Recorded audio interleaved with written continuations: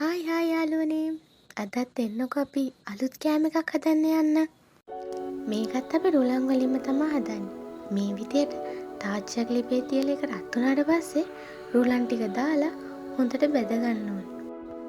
සුදු පාටට තියෙන රුලන් ටික කහ පාට වෙලා හොඳ සුවඳක් එනකොට අපිට පුළුවන් රුලන් ටික ලිපෙන් බා ගන්න.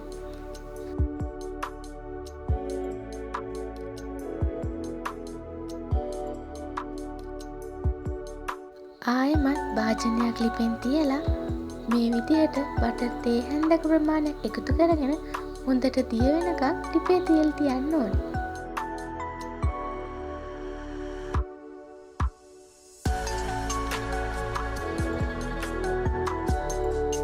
බටර් ටික හොඳට රත් වෙලා දිය වුණාට පස්සේ අපි ඒකට හීනියට කපාගත් කජු එකතු කරගන්නවා. කජු ටික හොඳට කහ පාට වෙනකම් බැදගෙන ලිපෙන් ඉවත් කරගන්නවා. කජු බැදගත්ත භාජනයම ආයෙමත් ලිපෙන් තියලා ඒකට අපි වතුර කෝප් එක ප්‍රමාණය එකතු කරගන්නවා.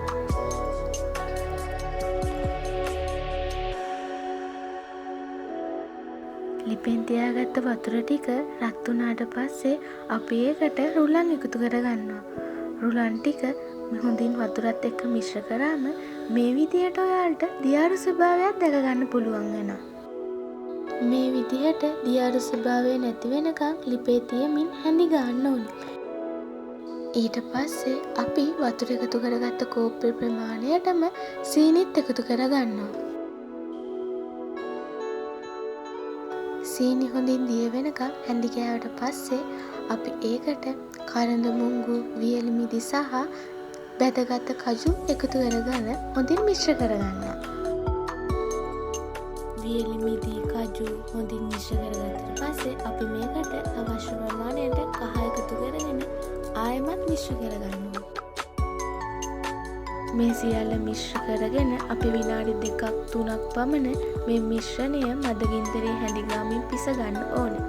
අවසානයේදී මේකට බටර් මේස හැඳි 2ක් පමණ එකතු කරගනිමින් ආයෙමත් විනාඩියක පමණ කාලයක් හැඳි ගාමින් පිස ගන්න ඕනේ. මට මුලින් කියන්න මතකුණා මේ මම හදන්නේ කේසරි. මේක කැමිල්ලාගේ රස කැවිලි වර්ගයක්. ඊට පස්සේ මේ විදිහට බටර් දාගත්ත තැටියකට මිශ්‍රණය එකතු කරලා ලුණුට පස්සේ කෑලි කපා ගන්න පුළුවන්.